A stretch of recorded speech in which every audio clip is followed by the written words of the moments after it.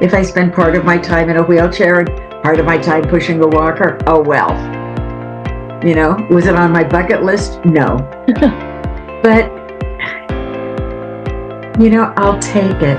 Because I truly feel that my life was spared so I could do what I'm doing. And I want to touch as many lives as possible. Goodness, I need tissue now. Your message is so important, Ada. Hello everyone, and welcome to episode number 74 of the 100 Successful Women, a Conversation to Inspire series. I'm your host, Vivienne, and I'm so grateful you are here with me today.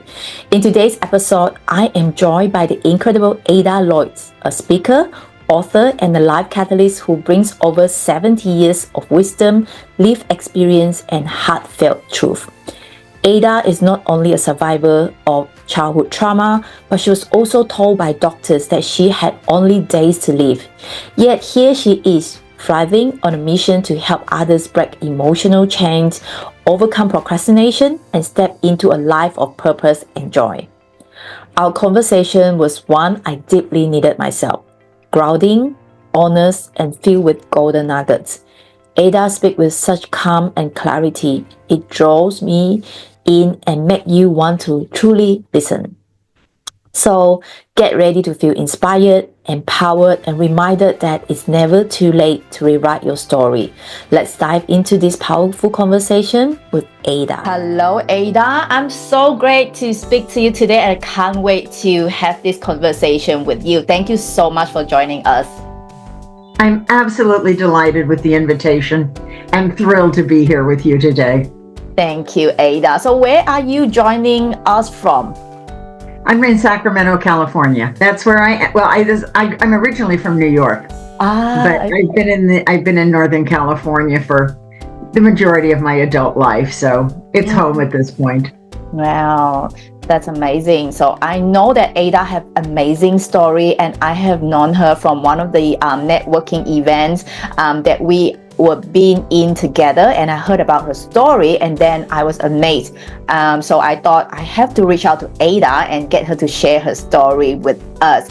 I have briefly looked at what Ada was doing and then listened to her story. And I know that you carry a few titles, which is an author, speaker, and a life catalyst, Ada. One of the first questions that I always ask these podcast guests is that despite all the different roles that you're playing, Ada, who is Ada Lloyd at your core? I think the answer to that is she is someone who is passionate about helping other people not live in pain. Because I spent so many years in the darkness of pain, and I know the difference between being there and living in the light of joy and emotional freedom. And I don't want to see anyone living in pain. And, my situation's a little bit unique because 18 months ago, I was told that I had 2 days to live. And fortunately, the doctors were wrong and I'm still here. But what that has done is it's really reinforced my need to reach as many people as I can and help as many people as I can break the chains to childhood trauma. I truly feel like that's one of the reasons that my life was spared. That's amazing. I love that you are on a mission and you have a calling. And then, like you mentioned, and what I heard as well, 18 months ago, you have pronounced that you only have few days to live, and look at what you are doing now. You are definitely a blessing to many, many people, I would say, Ada. That's what I want to be. I know that you got on your background there, the emotional chain breaker. So I know that you mentioned about your focusing about healing childhood trauma. So have you been doing this for a long time, Ada? I started working with people as a life catalyst for personal and professional transformation in 2009 after I shut down my interior design business. And my own story was that I grew up being sexually abused as a child, long before it was on the public radar. And I had to find my own path to healing because there weren't any resources back then. There weren't books, there weren't therapists, nobody talked about it. There certainly wasn't an internet. And it was a long but incredibly satisfying journey. And so I didn't hide it from people, but I didn't really go out and talk about it much either. But I found that as I was working with people, primarily small business owners, about their business and procrastination and business strategies and all of that, inevitably everything that was working would get to a point where they were stuck. And as we would look to unpack what had happened, it almost inevitably went back to something in childhood. And so I began to do more research. I began to integrate more of my story. But then in 2022, I did something really stupid, and I tripped over my own 2 feet, and I wound up in the hospital. The good news is I didn't break anything, and I was home in a couple of days. And when I came home, I had a very clear spiritual prompting that I needed to tear apart everything that I had done and rebuild something different, taking pieces from different programs that I had and all of that, and also bringing in a lot of other things. And in the process of that, I really felt God's hand in the process of doing it. What came out in just a couple of days was my 12-week program of Achieving Emotional Freedom Now. And that's when I really pivoted towards really focusing on people, whether they had serious abuse issues or garden variety bullying that had stuck with them and was still impacting them in adulthood. So that was 2022. Was that like 18 months ago? Is it the same time? No, that was the year before. 2023 is the year I was in and out of the hospital 7 times. Oh, wow. And the last time I was told I had 2 days to live. It was not the year that was on my bucket list. That's so much things that you've been through for sure, Ada. It's like you had that aha moment. So you were saying that because of what you've been through when you were as a child, and then you realize that what business owners was holding them back is tied back to what happened to them when they were younger. Decided to come up with the program. So did you mention that you were an interior design before? Yeah, I had my own interior design business for close to 20 years. Okay, so it's totally unrelated to like coaching. Absolutely. Before that, I was in the apparel industry, so it started when, after I was divorced, I had a good education. I knew what a hard time I had making things work for me and my kids. And I was trying to build a business at that point. And I thought about single moms that didn't have the resources that I had, that didn't have the education that I had, and how hard it had to be for them. And I really wanted I actually created an anagram, the Law Foundation, LAWE, for Lori, Ada, Wendy, Elizabeth, myself, and my 3 daughters, that I wanted to create programs to help them see how they could have a better life for themselves and their children. But the business was supposed to give me the money and the time to do it. And it didn't work that way. And so when the time came to shut down the business in 2009, I transitioned into more general, business coaching I'd been working with people who had been abused casually over the years, but it wasn't my primary focus at that point. My primary focus was when I shut down the business, I wrote the 7 pillars of a happy and successful life for me, because I knew that there were things I had to do for me before I was willing to say, I can help you. And so those things are personal, your relationship with yourself, physical, everything about your body, your health, emotional, which is largely resiliency, spiritual, however you define spiritual, professional is whatever brings money into the household, financial is stability and goals, and then relationships of all kinds. And you could weave those together to create a unique definition of success. And use that as a mindful filter to set long-term goals and to know when to say yes and when to say no.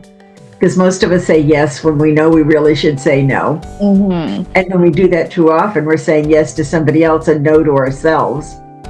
And so people that I knew, other small business people, saw the change in me. What are you doing? And so that really is kind of how I got started with the coaching of small business people. And then the other just evolved from there. And as much as I loved that, and as successful as I was helping people not just set goals, but achieve goals, it doesn't hold a candle to the joy I have today when I see somebody's face go from the darkness of pain to the light of freedom. That change in countenance just lights me up like nothing else can. That's so beautiful, Ada. That's like you have such a big heart, and I love that you started with helping yourself, and then you got whole heaps of wealth of knowledge that you can share with many other people as well. Well, and I'm a safe place for people because this is a hard thing for people to talk about. Sometimes they've never said it to anybody, or if they have, they may have heard things like, get over it. It wasn't that big of a deal. They're diminished by the experience, and then they're diminished by what other people say to them and the judgments. So the natural tendency is just to pull it all in and try to shove it in a closet. And that really doesn't work. But that's our natural defense mechanism when we're dealing with something that we're not comfortable with. Wow. Yeah, absolutely right. It's not an easy conversation for sure, and you're creating that safe space for them. And I absolutely love what you're doing, Ada. Thank you so much for that. Thank you. It's safe because of the way I structure things, but it's safe because I'm very open about my experience. That's definitely somewhere that people got to start with. And then for you to not hiding that's such a big courage that you have, and being vulnerable about that. Yes, so I love what you're doing, Ada. And you did mention that earlier in our conversation, 18 months ago, that you were pronounced like you only have few days to live. Can you take us back to that moment when you were told about that, like you only got few days to live, and then take us back to that moment and what kept you going? So here's the interesting thing about that. I have to give you a little bit of backstory. But in February of 23, I started coughing and had a sore throat. And I figured, no big deal, it'll go away. And then I got a pain in my lower back. And that's when I called the doctor. They took me in and did x-rays of my chest and my back, and they said, you have pneumonia. So they gave me antibiotics for the pneumonia, and they said, your back looks fine. So I took the antibiotics, and the pneumonia started to clear up. But over the next month, the pain in my back kept getting worse, until by the end of March, I was in so much pain that to get out of bed and go to the restroom, I would be in screaming pain. At which point, they brought me back into the hospital, and they did an MRI and a CAT scan, and they said, oh, you have broken vertebrae. I had coughed so hard, I had broken vertebrae in my back. I went through a procedure where they cemented the vertebrae back together. And so during that spring, there were 5 times where I was in and out of the hospital and in and out of extended care and back home for a couple of weeks, and then we repeat the cycle again. And so when that 5th time was over, I thought, okay, I'm going to get my life back. Well, a couple of months after that, I had a UTI that I didn't know that I had, and it turned septic. Mm-mm. And I was very rebellious about going into the ER because I'd had very bad experiences in the ER the previous 5 times. Mm-mm. And finally, my daughter got me in. And that time, the doctor told her that if she hadn't got me in when she did, I'd be dead in 2 days, and that I would never live independently again. And I nodded my head, when I came out of everything, and I could talk to him and said, no, you're wrong. I'm going to live independently again. So after I got out of extended care that time and came home, I'm thinking, oh, hallelujah. It's all in the past. It's all good. You're finally going to get your life back. And then a couple of months later, I'm in for a routine blood test. And I have an appointment with my doctor later that afternoon. And I walk into his office and he says, you're on your way to ER. And I said, what? I'm not going to ER. He said, yes, you are. You have fluid in your lungs. And if we don't deal with it, it's going to kill you. Oh. That made me decide, okay, I'm going to ER. Uh-huh. And so I wound up admitted. And they spent a few days trying to get the fluid levels down without further damaging my kidneys that are already damaged. Mm-mm. And they weren't succeeding. They couldn't get the fluid levels down. And if they couldn't, I was literally going to drown. And so that's when I was told that I had 2 days to live because they weren't succeeding in getting the fluid under control. Mm-mm. And, spirituality is very important to me. And the crazy thing is, I was okay with it. What mattered to me was that I got to spend some time with my 3 daughters, 2 of whom were local, and 1 of whom had to come from out of state, and then talk to all of my grandkids, either in person or via Zoom, depending on where they were. And I was able to do that. And my kids were okay with it because we all had the same feeling. If I were to live and be able to be myself, that's what we wanted. But if I was just going to not be able to be who I am, and be stuck in a bed someplace or whatever, no, not what any of us wanted. And so there is really a great deal of peace that came with it. Now, I was released, this happened on October 23rd. And after I lived a few days, they said, well, maybe a few weeks, couple of weeks, maybe a couple of months. No, maybe just a few weeks.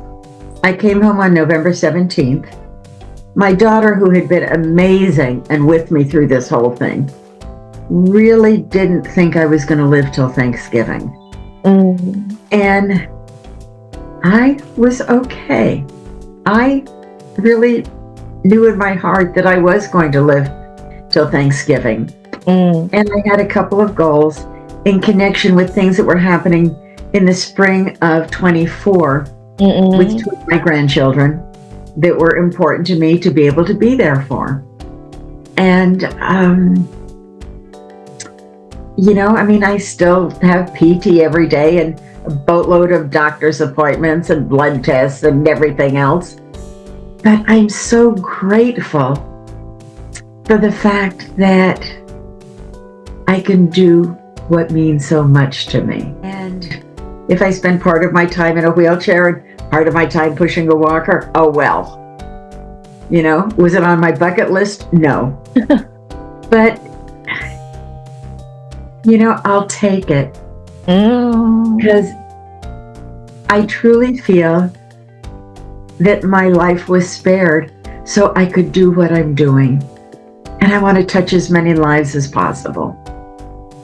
Oh, wow. It's got me into tears listening to your story, Ada. That's such a beautiful story. And then it's like it's been a roller coaster for you and for your daughter for sure. And then, and you are meant for more, and you are here to share, to touch lives of many others. And then I'm really glad that you are here having this conversation with me. I feel so blessed. I feel like a conversation I have with you or anybody else. Okay, let me back up for a minute. I used to love to be able to speak on stage. That's not an option for me at this point. I miss it. but I'm grateful for the opportunity that we have to do things virtually. And so I look at any time I can spend time with you on a podcast or on a summit stage with somebody else or whatever. I feel like I'm throwing pebbles into a lake. And you know how the pebble causes the ripples? Yes. I want those ripples to impact as many people as possible. And then I want them to take what they have gained in that ripples and throw a pebble into another lake and impact more people. Yes, for sure. I think the most powerful thing that we can do for somebody else is help them find hope. Yes, for sure. Oh my goodness, I need tissue now. Your message is so important, Ada. Why? Because there are people out there who probably think less about themselves, think how unfortunate they are, but to be really honest, sometimes people take things for granted. And your message is so powerful for people out there. You got time to live, and then you use the time that you have to create that ripple effect for others. Thank you. You know, I have a favorite quote. It comes from Stephen Covey, and he said, "I am not a product of my circumstances. I'm a product of my decisions."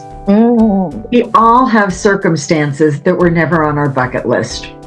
Things where life was unfair, we were hurt, we were vulnerable, something happened, somebody betrayed us. All of those kinds of ugly experiences that we have in life. But we can choose to roll over and play the eternal victim, or we can say, what am I going to do about it? And I believe the greatest freedom that we have in life is the freedom to choose who we are and who we are becoming. Wow, I love that. That's the greatest. We have that freedom that we didn't realize, right? And that's the choice literally in our own hand, and we can do and make that decision.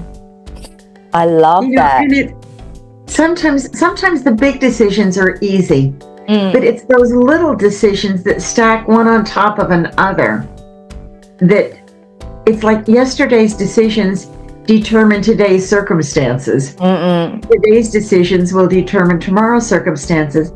And they seem to be really little things. But when those little things get stacked one on top of another, they become bigger things. Yes, so true. Well, I think it's such a powerful conversation with you. It's like I can't say how grateful I am to have this conversation with you. For those of you listening out there, I know that you'll appreciate this conversation with Ada. And I saw a post on your Facebook yesterday. You are actually, I think people might not believe that you're actually in your 70s. Is that right? I am 78 years old. You're 78 years young. It's like you are amazing.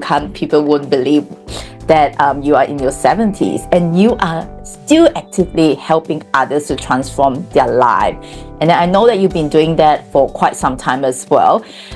So how has your perspective about this evolved over the decades throughout your work, Ada, from previous few years and then now in your 70s? How's the perspective change? An interesting question. I think my perspective has changed in a couple of ways. Because earlier, as I had mentioned, I was more goal focused in terms of helping people attain goals. And that's a fairly tangible thing. You set a goal and you either attain it or you don't. Or maybe you get part of it accomplished and then you have to set another goal to finish the whatever it is that you're after. And we are so vulnerable to living on autopilot. And I know that I lived on autopilot for years. And we want to shove all of the things that we don't like, that are uncomfortable, maybe mistakes that we have made or things that have hurt us. We want to shove them into a closet, close the door, lock it, put a chain around it, and pretend it doesn't exist. Mm-hmm. But that's about as effective as shoving smoke in a closet and thinking it's going to stay there. Mm-hmm. The smoke's going to leak out around the door frame. And so it is with the experiences that we have had in childhood. And the biggest change for me has come in releasing the idea that a goal is a destination and embracing the idea that healing is what allows us to become who we didn't even imagine that we could be. Because it starts with hope and with healing, and then we see possibilities, and then we see probabilities, and then we see probabilities becoming real. And that's a different roadmap than simply going for a goal. And it's so much more meaningful and so much more life-changing for people, because goals tend to be about things. They are less frequently about who we want to become. When I mentioned the 7 pillars of a happy and successful life earlier, there was a young man years ago that I was working with. He was 26. And I was really quite blown away that he was interested in doing this, because he's younger than the people that I would normally work with. And he got all of this. He got 6 of the 7 pillars, but I knew he wasn't getting personal. And that's the one that's really the foundation for everything else. And so I asked him, I said, if you met another young man who you thought you might want to become friends with, how would you get acquainted with him? And he says, well, I would take him to this networking event and that. And I stopped and I said, no, this guy was a great networker. I said, it's not about a professional relationship. It's about a personal relationship. Would you invite him to shoot hoops with you? I knew he liked sports. And he said, yeah. And then we could go run by the American River, and he mentioned some other things. And I said, so you would be willing to invest time and energy in getting to know him? And he said, sure. I said, have you invested the same time and energy in getting to know yourself? We tend not to do that. If somebody wants to know who we are, we tell them about the aspects of our life, where we live, where we work, what our hobbies are, about our family. Those are aspects of our life. Who we are about characteristics, things like honor and integrity, and the things that we personally value. Knowing ourselves is really knowing and embracing those things that we value. And spending the time to know what they are. That's the thing that we tend to put, I think, the last things that we do to know ourselves better rather than someone else. And I think that's the first thing that we always have to do. That's why the first question that I ask is that, who are you at your core? And that's a question that I think people tend to forget. The interesting thing is, sometimes we focus on other people to avoid focusing on ourselves. We focus on other people, and everybody thinks that we're great and we're wonderful and we're this giver and we're doing things for other people and all of that. And, it's polishing our ego and all of that. But sometimes we have this facade out there that says, I'm competent, I'm capable. I'm likable. I do things for people.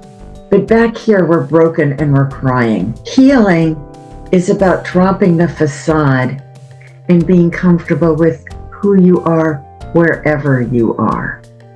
That doesn't mean you have to wear a sandwich board that says I was abused. It just means that it's a part of who you are. And when it's appropriate, you don't hide it. You're not concerned about shoving it in a closet. You're not concerned about somebody else's judgments, because those judgments are about them. They're not about you. Wow, I love that. And you have shared with us so many golden nuggets, and I love every bit that you share, so many wisdom in. I literally think that you got so much, and I feel that this conversation is so much value. And I know that you are in your 70s and you're still going, helping many people out there as well. And for those of you people out there who probably listening, they probably feel stuck and defeated, and they feel like it's too late to start over. What truth would you want them to hear straight from your heart? Two things. One is, you are never responsible for somebody else's choices. You are responsible for how you allow their choices to impact your life. Wow, there's so much power in you just share as well. That's so true. And don't let go of your power. Wow, I love that. What I was going to tell you is that so often we define ourselves by how somebody else has defined us. And we get that little voice that tells us we're stupid, we can't do something, whatever, because somebody else has defined us. Nobody has the right to define who you are. Only you have the right to define who you are, and you have the responsibility to define who you are. Bingo. I love that. So, all this definition, too late, too old, It's never too young, late. whatever. That's your own definition. You change it. You know, it's, of course, like everything else, younger is better, but doing it now. You know, there's an old saying about when is the best time to plant a tree, and it's 20 years ago, but if you didn't plant it then, plant it today. Same sort of principle. You deserve to have emotional freedom at whatever age you're at. I would love to work with you, but more than that, I want you to connect with a resource, somebody. I don't want to see you live in pain.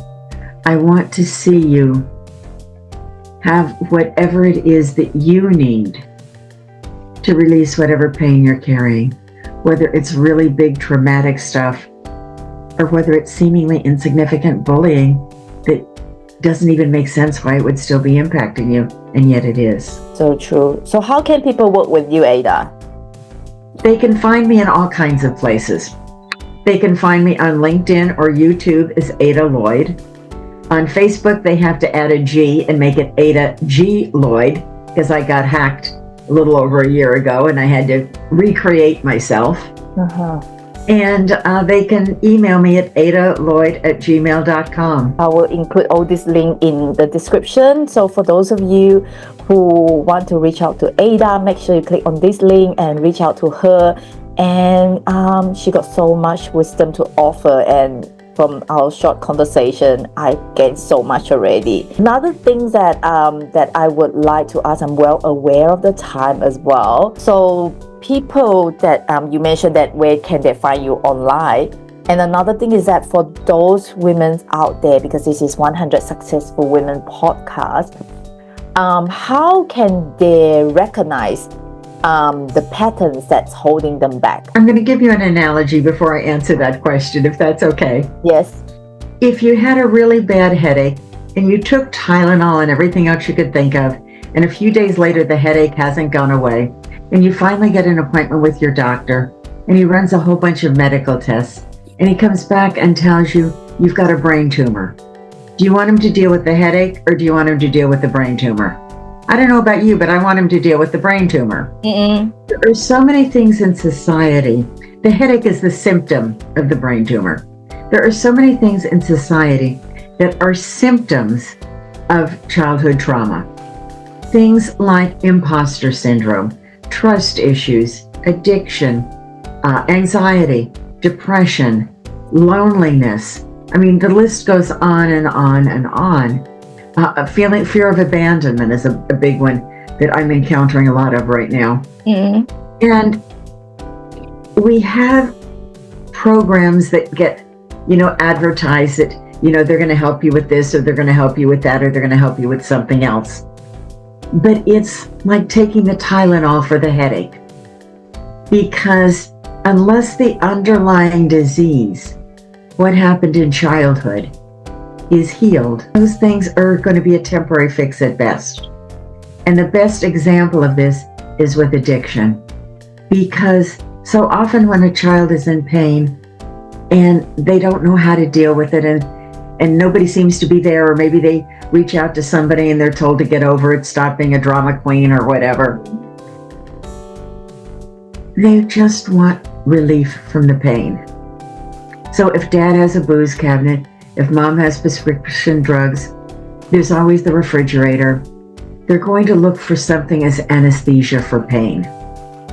Then that anesthesia, they try it. Well, it worked for that pain. What about this? What about stress? It becomes a habit. It becomes an addiction. They go to an addiction recovery program. They're convinced that, let's say alcohol, they're never going to take another drink.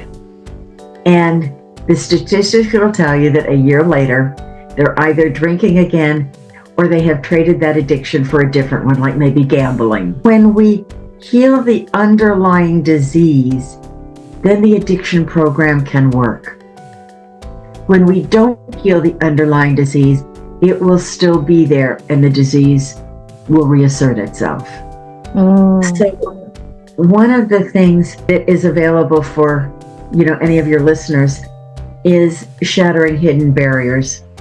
And it talks about some of these things that show up in life and ways to identify what they are, that they're not just there in a vacuum. One of the things at my age with my body, I get to visit a bunch of doctors. And one of the things that is the current trend, if you will, in medicine that makes everybody, at least in the US, crazy, is that you go to a doctor for this, and you go to a doctor for this, and you go to a doctor for this, and they treat it like it's three separate bodies. They don't look at the fact that it's all one body and these things could be interrelated. And so you get conflicting information. And I recently had a conversation with my primary because I was getting that kind of conflicting information. That's the same thing that happens when we simply try to treat a symptom without recognizing the underlying disease. Most times people will have multiple symptoms. They may have abandonment issues at the same time that they're also dealing with depression and that they're also dealing with imposter syndrome. And they're all interrelated because they all come from the same disease. So rather than looking for a solution to an isolated issue, find somebody who can help you identify and heal from the underlying disease. That's so true. It's just like when you are hurting on certain page, you just put the patch on one place and then didn't realize that there are more underneath it. So for those of you listening, if you think that you got these symptoms that you need to find that underlying disease, reach out to Ada and make sure you click on the link to connect with Ada. And before we wrap up today's conversation, Ada, if you have to leave one piece of advice for other women out there, what would that be? You are not so different from anybody else. You can release and heal from whatever pain you're carrying from your past. If nothing else you take away from this today, take hope. Hope that your world can change and know that you're worth it. Wow, such a powerful word, hope. Yeah, thank you so much for your time with us, Ada. Is there anything that you would like me to ask that I haven't asked yet, Ada? That's a terrific question. I would say yes, because part of what we go through in my program is you own who you are. Who you are is what you experienced, how you felt about it then, how you feel about it looking back on it now, and how you feel about what was said to you. What was said to you were lies, but you still felt something about them. And separating out the stories of abusers and enablers, and you know a whole lot more than you think you know, so that we can do that. And that will break the chain that binds you to the past. And then you can truly own who you are and then move forward to who you want to become, released from somebody else's definition of who you are. And along the way, we're going to quiet those little voices that still hang out in the back of your head that tell you you're not good enough, the legacy from things that you were told in childhood, because they were lies. And we will confront those lies with truths. And we will release those lies so you can quiet those voices. So you truly can have the freedom to become who you choose to be without somebody else's version of who you are standing in your way. Release. And there's so many things that you say and share that's like, I say, every word that you say are golden nuggets, and it's like so much that you have been offering to people out there. So make sure you reach out to Ada. I can't stress this enough. She got so much wisdom to give. And then I will include the link, and then reach out to her and speak to her. And I believe she's going to impact a lot for you as well. So thank you so much once again, Ada, for your wisdom, for your time with us. And I am looking forward to connect with you more, and then for other people to listen to this message as soon as they can. Thanks for the opportunity to join you. Thank you, Ada, and I'll hope to see you again next time, and bye for now.